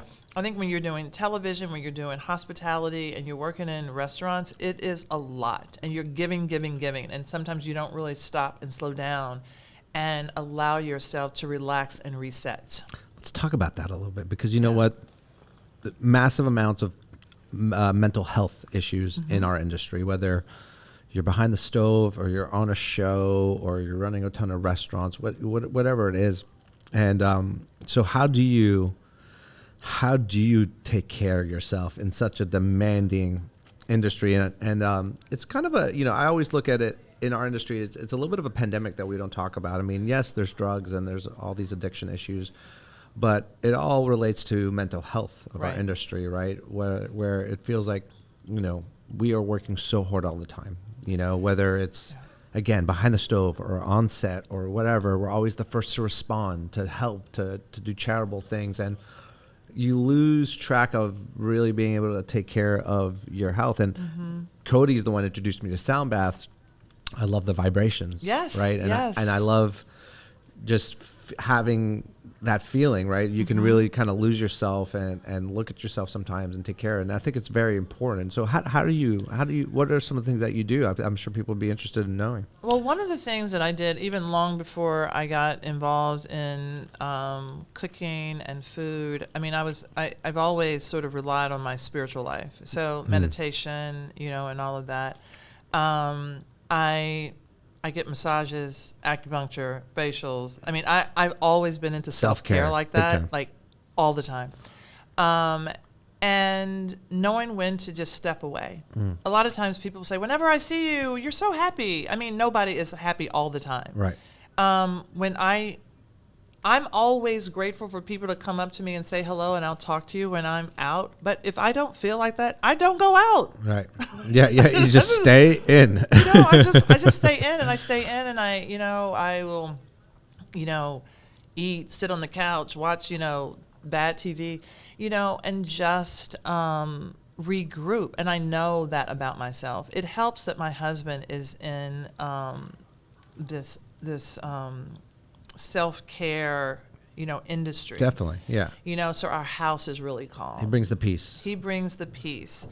And I just think that ultimately I want to live to 103 years old. It's a very specific number. Because my great-grandmother was 102. I'm a little competitive. Want to beat her by one. So I want to beat her by one. I mean, just even if it's like 5 days. Yeah. And so I tend to take care of my body. And I think also because I got into this business so late, I don't really prescribe to the things that people think I have to do. Like Matthew was like, "Oh, go out with the chefs." I'm like, "No, I'm not up late. I'm not up late. I don't want to do that. No, I don't drink. I don't want to do that." You know what I mean? Sure. So you don't have to be the typical No. Yeah. If I don't want to do it, I'm a Taurus. I think my stubbornness protects me. If I don't want to do it, you know what? I'm not gonna do it. I think that's a good model to live by. What were you gonna say, Jerry? No, I was just gonna ask, going back to the restaurant challenges. Did you feel like you had to lean into your other, like your cookbooks and all those things to compensate, or were you able to just separate the two for your own personal brand? You mean when I had the restaurant or when I was on the show competing? When you were in the restaurant, for the year you had the restaurant, and it failed. Not failed. So no. Well, okay, it did. Jason, we're gonna kick you out of this podcast. No. In a second. It failed for I think for people. It didn't fail for the experience. Yeah, I get it. No, 100%. I was very clear on what I wanted to do in terms of I knew I wanted to do chicken. I knew I wanted to do sides. I was all about the food. I knew that I wanted to show New Yorkers what Southern food could be, because I'm in New York, being from Nashville, Tennessee. And so, we had some of the best fried chicken. And I can talk people through fried chicken like a mug. I'm going to tell you. Take us through the process of fried chicken. So first of all, when people are like, "Oh yeah, I soak my fried chicken in buttermilk," Oh, I love that. Did you hear that, everybody? You're just putting all that liquid in that fried chicken and You all just that wasted flabby money. skin, and You you're just gonna wasted- like create all these like wet pockets and the skin's falling off because you soaked that chicken. So for us, it was a blessing. We tried brining, it didn't work. It was a blessing for us that we had a really small walk-in. So we used all dry spices that we would do in a brine. Mm-hmm. That's what we put on our chicken. Everything was dry. A dry brine. Dry. What we had, but we didn't. Yeah. But we didn't. No. No wet about it, right? But we didn't even do it ahead of time. Yeah. Just a flash at the moment. Flash at the moment. Yeah. We had pickle powder. We had vinegar powder. We had all these powders. Everything that we would have put in a brine was dry. Yeah. And it was so strong and intense that we would put it on. After 2 minutes, we put the flour on. Because of the vinegar powder, the flour would stick to the chicken because it would create this little wet, little slurry thing.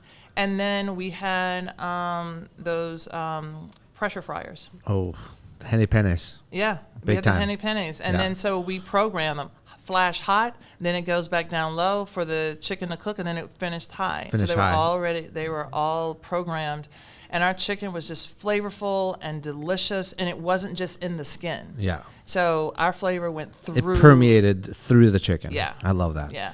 I like, I think people sleep on dry rubs and flash rubs as well. Yeah. A lot. I think there's so much flavor that packs into. I'm also a little over the brining processes. Like, I feel like, like Michael Simon's a big briner. Yeah, I know. He talks about. Well, he talks about. He does dry brine because he always talks he does about. a dry brine. He does a dry brine Yeah. because the wet brines change the texture of the meat. But I think sometimes when I think about why we're doing it, so basically you are doing a wet brine because you don't want your chicken to dry out. My thing is like learn how to make cooked chicken. Yeah, like learn how to not to overcook. Exactly. Chicken. Don't overcook the Okay. chicken. Like even with that's what you do. So even like with biscuits, I'm like, oh my gosh, white Lily, and I'm from the South. You want white Lily because it's a soft biscuit. Learn how to make a biscuit. Yeah. So I mean, Yeah. it's you're having these things that are really simple. And this is somebody who makes cookbooks, and I really want people to get it, but I want them to learn why they think that shortcut is why they're using the shortcut. Sure. You have to understand why you're using the shortcut. But Yeah. if you learn the technique, you don't need the shortcut because you know how to do the thing. That's right. And learn the technique, because I'll tell you guys, heating up a brine, soaking a chicken in the refrigerator, it takes so much room. Then you got to drain it. Then you got to pat it dry. Then you got to air dry it. Air dry it, let it sit out. And then you're probably putting a spice mixture on it afterwards anyways, So listen to Carla. Do not soak your chicken in buttermilk anymore. No more brining. We want some dry spice a la mode right there. But if you like Fresh. buttermilk, just get the buttermilk powder and put it in your flour. There you go, right? Yeah. Just if you like that flavor. But Carla, now I want the fried chicken. Yeah. Yeah. Listen, get us a henna penne and we'll get it going. So Carla, here you are, you're rediscovering yourself, reinventing yourself. You're taking some risks in the industry, restaurants, certain shows, what have you, books. You seem like you're in your sweet spot right now. Are you there? Are you there? Are you still working towards getting there a little bit more? Like, what is? Tell me about what's happening now in your life, like the shows that you're doing, and.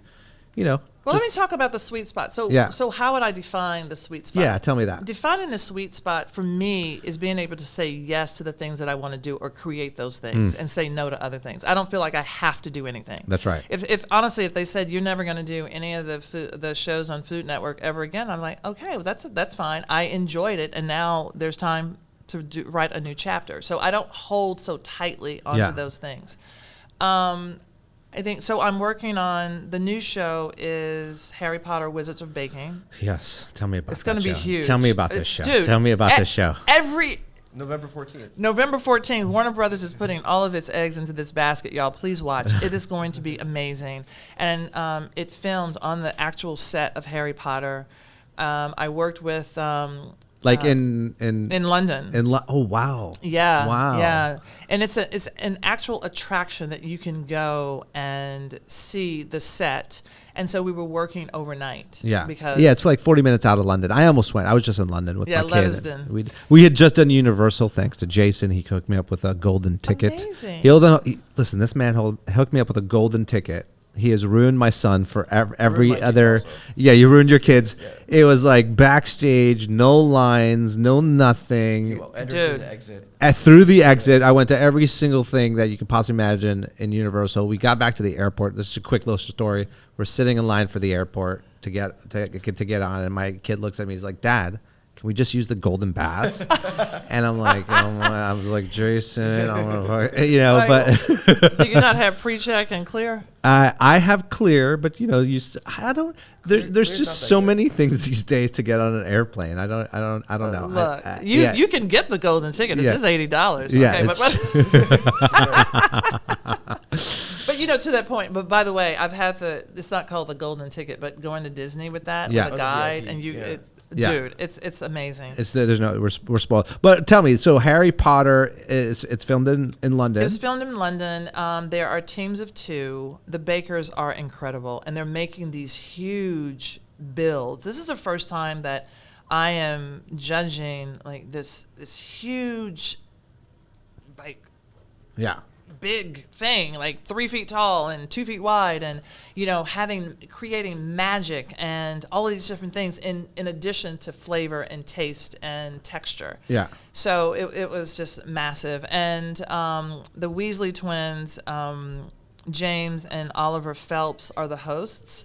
And then they're bringing back some of the folks from the Weasley twins. Do I know those? Yeah, They're the older brothers. the twins, the brothers, the violinists guys. the Weasleys. They're like redhead.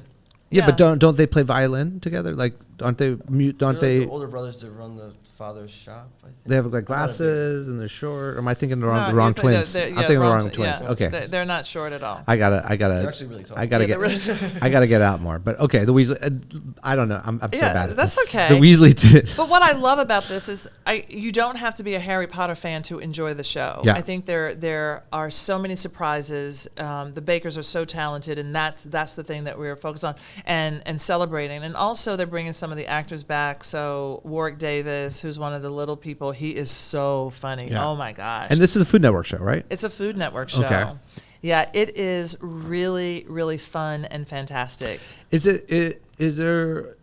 There's not too many Food Network shows that are filmed abroad. Is that correct? I think. Well, Oh no, that's not true. No, There's that's not true there's because a lot more. Yeah, there's a lot more. Yeah. And Like Tucci does the. yeah, Isn't that Tucci, on? but Anne Oh yeah. Oh, Burrell. Anne Burrell, thank Yeah, you. yeah. Anne Burrell is filming her show, I think, in London or somewhere else. I think a lot of people are it's cheaper to film overseas, and at Overseas the end now, of yeah. the day, and with Warner, with the merger, there are studios all over the place. All over the place now. So, So is this this isn't a one season show. This is. I hope not. Yeah, I hope we do another one. I think they're trying to figure out how to do it, and so. One of the shows I loved. I don't have it here on the thing, but you remind me. What was the Netflix show? Chasing Flavor. Chasing Flavor. I thought that show was so cool. It was so cool. Aesthetically was amazing, and was that a one season show? That was one season. We shot it. I mean, it's 84 days of film. This is the thing, and I want to explain to people. So 24 and 24, they shot in 24 hours. Granted, they had a lot of crew. Yeah. That show made money. Yeah. So you shoot in one day, and you have 8 episodes. It makes money. Yeah. My show, Chasing Flavor, 84 days. We're in 3 countries every episode. I mean, well, 2. It's crazy. I mean, so it was an expensive show, but it was so great. And I think that people are watching it on the plane. So if you're on the plane, check it out. Yeah. You can find it. There's 6 episodes. We knew we wanted it to be beautiful. We knew that we really wanted to educate people in a different way about food and give credit to different cultures who had a hand in a dish. Yeah. But people have forgotten it. You know? Yeah. I thought it was great. Yeah. So I had a 2-part question. The first one was like Two-part but- question? But maybe we'll just do a second part. allow it. We'll allow it. The first one was, can you share some of the things that you said no to post Top Chef season 8? And then also, could you take us through like the process for the listeners of like when you say yes to one of these shows, how it comes about, how much creative control you have over that, and like the whole process of whether it's the Chasing Flavors or the Harry Potter show? So things that I said no to, who has money in terms of brands? A lot of spirit companies. They have a lot of money. I always say no because I don't drink. Yeah. I say no to. Just send them my way. It's fine. Sorry, no, honestly, seriously, but I don't drink that. I'm not a Sunny Side Tequila. Yeah. but you know what's so funny? So if I say no to something, I always have somebody, especially if it comes through our camp, like with my assistant, we always know who we can pass it to. Yeah. We're always great, yeah. passing it through to somebody. I say no to brands that I have nothing, like it's not just alcohol, but if I don't use it, if I would never use it, I would say no. And even my agents are like, "Are you sure?" I'm like, "I can't sell it. I don't have a poker face. Sure. I can't do Yeah. it." So, and that has served me well. Anything you said no that you wish you hadn't? No. No. No. I mean, it's gone. Yeah, it's No. gone. Yeah. Yeah. I have one or two though. So, yeah. Like, But the thing is, if you said no to a show and somebody went on and they did really well, it doesn't mean you would have done well. no, that's true. That all. That is true. A lot of people, you think, oh, that would have been my show. No, it wouldn't have been. It would have been because it wasn't. You weren't supposed to do it it. was not fate. And the other part, like TV. Yeah, so just how the much pro- creative Yeah. And control the do I process have? of, like, So Harry Potter, it wasn't my show. But I will always offer, because I've been doing television for so long, I can't help but to step in sort of as a producer. Say, well, would you? What about doing it this way? What about doing? Oh, that's such a great idea. Oh, okay. Yeah. With Chasing Flavor, I was an executive producer. I had a lot to say about that show, and I remember when, and that show, by the way, came about when I was at a dinner table talking about how when I'm in a car and there's a driver from another country, instead of saying, "How are you doing?" I'm like, "Hey, what's your favorite dish from that place?" And Yeah. they start talking and how they change, like they open up. Totally. Yeah. So it started from that. And I remember when I got the first run, the first cut, and I was like, "Oh my God, I hate it." I was like, "Ooh, I hate it." And the director said, "You have to tell them." And I told the executive producers, I said, "I hate it. Yeah. This is why I hate it." I said, I don't know who edited it, but the parts that I remember, which were so great, I Yeah. don't see them. Yeah. And they went through, and the production company paid for a re-edit and doing all this other stuff, and so I said, I just want us to be proud of this. Yeah. And they did. So I had a lot of creative control. That's beautiful when you have awesome. that Yeah. creative control. You know, that's something you want to get back to. I do. Because I have a perspective. I would love to think of shows and to work with a production company and sort of bring people along. And I would love to do that. Yeah. I don't have to be on camera. I Right. don't really. Yeah. I'm like, I've done. You've seen me. You don't really need to keep seeing me. Yeah. Yeah. You Well, we know? love seeing you. We love seeing you. Well, I want you to see me in a scripted show. So I'm working on a one-woman show. I like that. I was just saying though. I said no to Throwdown, and Oh. look at Bobby Flay just had so much success with it. I just kidding. I never said. You never been on the I never got asked to do Throwdown. Wait, Spike, were you ever on Beat Bobby Flay? I was on Beat Bobby Flay. I did think I did an episode as a judge. I did like a burger episode. The only time I ever beat Bobby Flay was at a Burger Bash. So at the South, but that's not televised. That's not like a competition show or anything like that. All right, so big show coming up. Food Network, Harry Potter. What else is happening in your life? Tell us. Holiday Bacon is on at the moment. Okay. And people could see that at on Food Network, Food Network. Okay. streaming or otherwise. So you're a Food Network talent right now. No, I'm a free agent. You're a free agent. I love that. Yeah. They usually make you sign not to be a free agent. She's a hustler. And I love that because they're pretty hardcore to that. It's to interesting that degree. because they were trying to get a lot of people, I think, to sign these contracts, and then they started stepping back on that because the contracts are expensive. Yeah. It My doesn't thing- serve them. It doesn't serve them. It doesn't just to- serve yeah. anybody. And so a lot of people are afraid to go off and do something else when they've done a Food Network show. And I remember I was like, I don't want a contract. Yeah. I Yeah. want to be a free agent. Yeah. And that would scare a lot of people. But for me, it's the freedom that I really want. But if they've been hiring me to do a lot of these different shows, I'm not promised them. Yeah. I hear that. So are you, you got the shows going on, which is a great avenue to open up many different doors. I always see you as like the, super stylistic. You got all these different glasses. My prints on too. You got your prints, you got your colors. Are you ever going to, or have you? Are you going to cross over into style and? We've been working on some things. Yeah. Oh, you have been. Okay. Mm-hmm. Okay. So I'm working on. I'm working on these sweatshirts that I do that says pot liquor. I should have worn it. Yeah. And then Pot liquor. It says pot I liquor. love it. Hoodies? Hoodies or just sweatshirts? It's not a hoodie. No. It's just a sweatshirt. I don't wear hoodies, and I wouldn't create. You wear hoodies, but I wouldn't create something I wouldn't wear. But I've created ways to dress them up. It's athleisure, so I'm working on that. I would love to do a glasses line. People think it's so easy, but they're basically two big companies who are the Mafia Glasses, and unfortunately, I haven't been able to break into that. I am working on. I have the pies at the Fresh Market. They just launched the beginning of November, and there are 160 stores. And so I want to ask the listeners here, if you are near a Fresh Market, go in. If you do not see an orange sticker with my face on it, ask them, why not? Yes. And Yes. Yeah. What kind of pies are you doing there? So I have apple, cherry, and orchard fruit. Orchard fruit is apples, cherries, boysenberries, blackberries, and blueberries. And it's a rustic tart, all butter crust with an almond and oat crumble. Yeah, they're really good. Absolutely delicious. Honestly, for Thanksgiving, I'm not even going to make pies. Yeah. I'm going to go to the Fresh Market and get my pies. I'm going to go to the Fresh Market and grab one of those pies as well. How is the CPG world treating you? Are you enjoying it? I'm in that world too now with Just Iced Tea. It's a different animal. It's a different animal. And I think you have to, this is one of the things where you ask yourself, am I in business to be a manufacturer or licensing?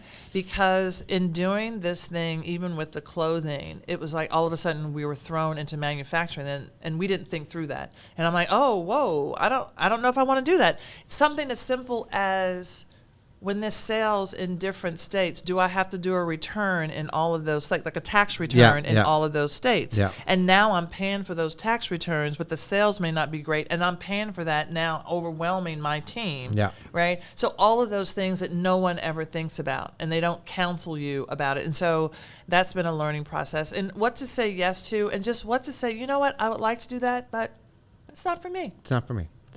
You talk about your team a lot, and I know for sure you're only as good as the people you surround yourself by, and sometime I've been surrounded by not so good, and I had to clean it up. But what does it take to be Carla Hall? Like what are the what does the team look like? I think people will be interested to know because they always see you. Mm-hmm. The first person. A day in the life today. A day in the life today. Yeah. I celebrate my assistant, first of all. I've worked with her, Kirsten Bischoff, for 10 years.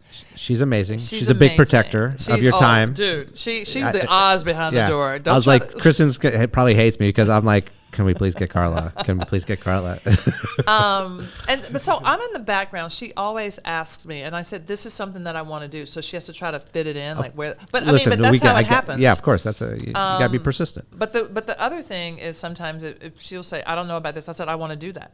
Yeah. I mean, so make it happen. Yeah. I mean, so that also happens. So she's been with me for the longest, and she is just fierce, organized. She works with me part-time, and she works at Duke University. I've never had, for a very short time, I've had an assistant who lives in the same town. So my team is everywhere else. She lives in Durham, North Carolina. And I have my content producer, social media, Amanda Rodriguez. She's been with us for 5 years. Kirsten found her online. She did a blog at Blog Her, and Amanda happened to mention that she was going off on her own and working on her own, and Kirsten was like, yep, we can be one of your clients, right? And so she's been amazing in building my socials, like incredibly. I mean, And then the newest person on the team, and you know her, is Arian Duarte. Oh, yeah. Who is my culinary producer, and we were on Top Chef together. Oh, yeah. Love her. She is so great. Yeah. So she's been working with me for 2 years. I think it was our 2-year anniversary. I was with her while she was working with Amanda Freitag at the Bahamas Culinary and Arts Festival that Marcus Samuels. Yeah, they were like does. best friends. They were like best friends. I remember. Best friends, yeah. and they worked together. Yep. Arian had restaurants. She had Arian's Kitchen and Bar. She had Culinarian. And so they had sold the restaurant, and she was talking about getting back into the kitchen. And Amanda turned to me and said, "Do you have any work for her?" I was like, "Oh, do I have work for her?" And so she's been working with me ever since, and it has been beautiful. So one of the things, so that is my core team. And so one of the things that I make sure that we're rising up as a box is not just a pyramid with me on the top. Right. So everybody, I ask them, what do you want to do? What would make you happy that we can fold into this team? And so Kirsten wanted to write, so she has always wanted to do a magazine. So we're doing a magazine that will come out in January. I love it. So Amanda is incredibly passionate about numbers and metrics. And so she's like, I want to build your YouTube and I want to do TikTok. Might have at it.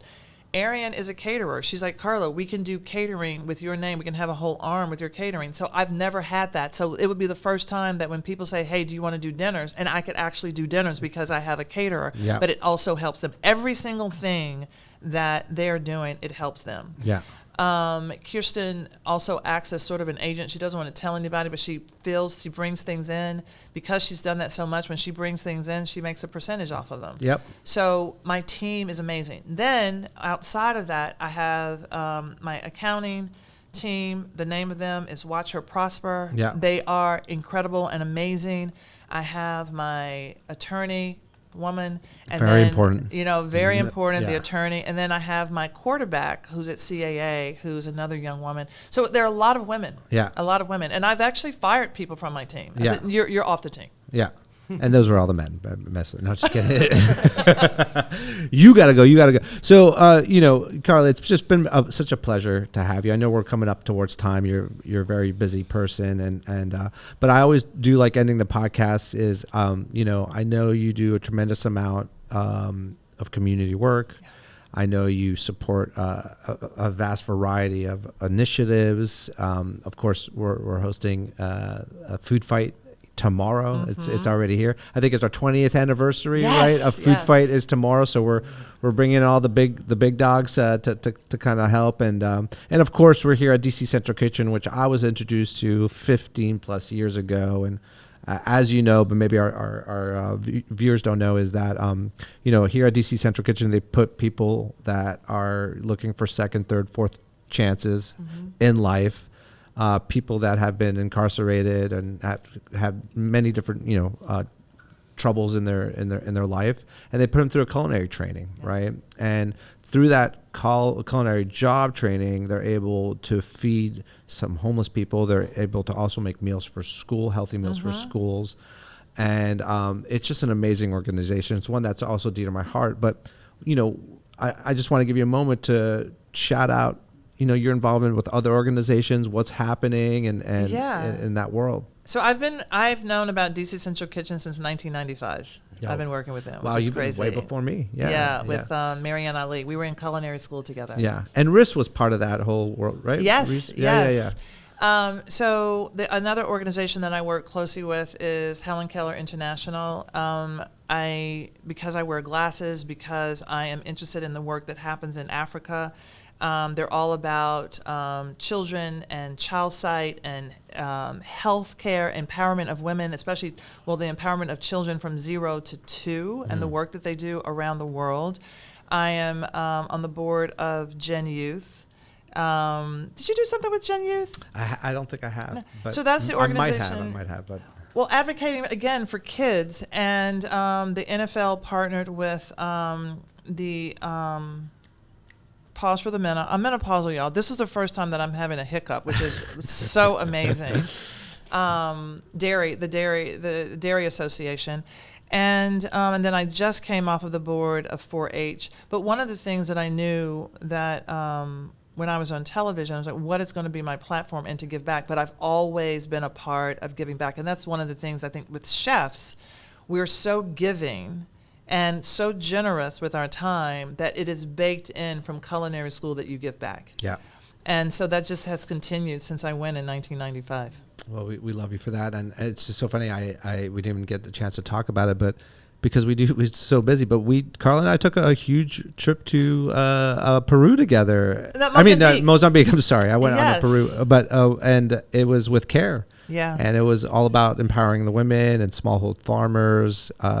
Antonia was on that trip. Cat Cora. It was. Can you give me the pictures? I'm going to ask you here to give me some pictures because I will send accidentally erased the pictures. Yeah, I'll send you some. One of the funnest moments was when Cat Cora showed up with her suitcases and she had coffee makers. I don't know if you remember that, but she had like microwave in there. I was like, wait, what is going on?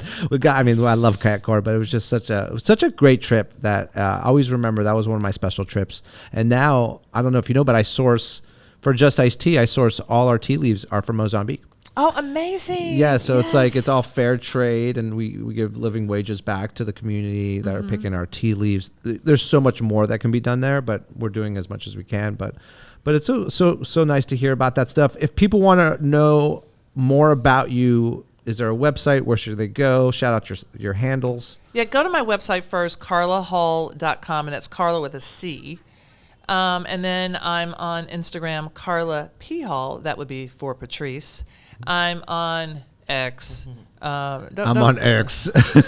Insert eye roll. Chef Carla Hall. Don't go there. I'm not going to be checking that. My X is pretty silent these days too. Actually, I have like a lot of followers there, and I'm just I'm absent. And then I'm on Facebook for those of you who are my age. Chef Carla Hall. Guys, I think we're going to wrap it up. Carla has been you've been so nice with your time. Thank you so much. And thank you everyone for joining us on this captivating episode of In the Weeds with our guest, Chef Carla Hall.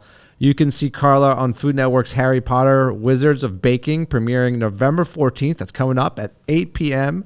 and Eastern at 7 p.m. You can find her at Delectable Tarts at your local fresh market store and learn more about what's cooking with Carla visit carlahall.com. I'm definitely going to pick up some of those pies for myself. A special shout out to our fantastic sponsors, Saltwerk, Open Water, Just Iced Tea, and We the Pizza.